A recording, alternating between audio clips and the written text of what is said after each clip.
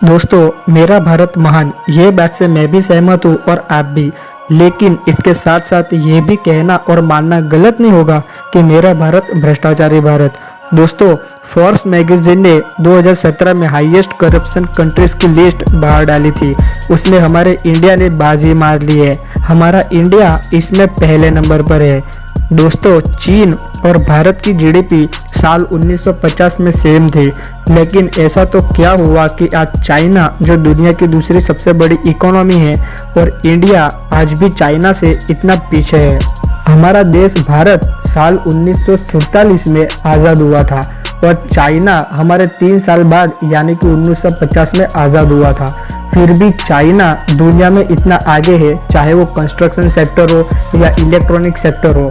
भारत और चाइना की जीडीपी साल 1950 में सेम थी, लेकिन 1980 के बाद चाइना की जीडीपी एकदम से ऊपर आने लगी और उसके मुकाबले इंडिया की जीडीपी चाइना से बहुत ही कम थी। एक समय था जब हमारे भारत को सोने की चिड़िया कहा जाता था, और वो सच भी था, क्योंकि उस समय भारत विश्व के सबसे स्ट्रॉन्ग इकोनॉमी में से एक था। लेकिन क्या आपको पता है कि आज हमारा भारत क्यों चाइना से इतना पीछे है? पहला, कि हमारे भारत में करप्शन का रेट ज़्यादा है। दूसरा, शिक्षा के मामले में हमारा भारत का शिक्षा तंत्र बराबर नहीं है, हालांकि अभी उसमें भी बदलाव आने वाला है। चाइना में स्टूडेंट्स पर स्किल वर्क पे ज़्यादा ध्यान दिया जाता है, यानी कि उन्हें प्रैक्टिकली तैयार किया जाता है आगे चल के कोई भी काम इनोवेटिव तरीके से कैसे करना है। उसके मुकाबले भारत में उल्टा है। बच्चे को 4-5 साल के बाद स्कूल में एडमिशन करवा दिया जाता है।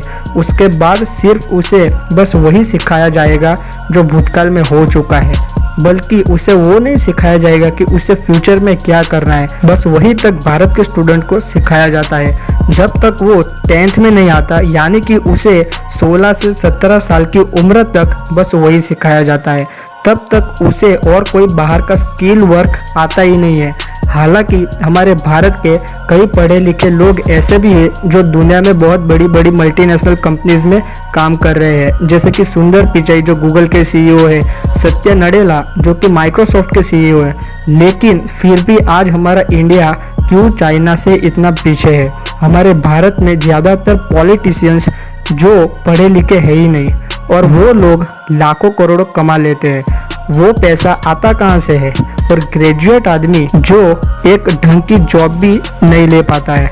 हालांकि अभी कुछ समय से हमारे इंडिया का जीडीपी रेट बढ़ा है। साल 2018 के मुताबिक इंडिया का जीडीपी रेट था 6.8 और चाइना का जीडीपी था 6.6, यानी कि 2018 में हमारा इंडिया में चाइना के कंपेयर में जीडीपी रेट 2% ज़्यादा था। आप लोग चाइना को चाहे कोई भी सेक्टर में देख लो, ज़्यादातर इलेक्ट्रॉनिक्स डिवाइस चाइना के ही हो गए। ज़्यादातर मोबाइल कंपनी भी चाइना की है, चाहे वो फिर रेडमी हो, ओप्पो हो, वीवो हो, वन प्लस हो, हुआई हो, और भी बहुत सी मोबाइल कंपनीज जो कि चाइना की है। आपको पता ही होगा कि ज़्यादातर चीज़ों पर मेड इन चाइना लिखा हुआ आता है। ऐसा क्यों है? चाहे फिर वो प्लास्टिक का खिलौना हो या फिर मोबाइल डिवाइस। दुनिया के ज़्यादातर मल्टीनेशनल कंपनीज अपना प्रोडक्शन चाइना में ही करवाती है, क्योंकि इसकी असली वजह यह है कि चाइना में उन्हें वही चीज़ प्रोड्यूस करवाने में कम खर्च और कम समय में ज़्यादा प्रोडक्शन करवा सकते हैं। इसी वजह से आज पूरी दुनिया पे चाइना इलेक्ट्रॉनिक प्रोडक्शन पे टॉप लेवल पे है, और इंडिया में हमारे ये अनपढ़ पॉलिटिशियंस सिर्फ लड़ने में ही रह जाते हैं। उसके पीछे हम आम जनता का ही नुकसान होता है।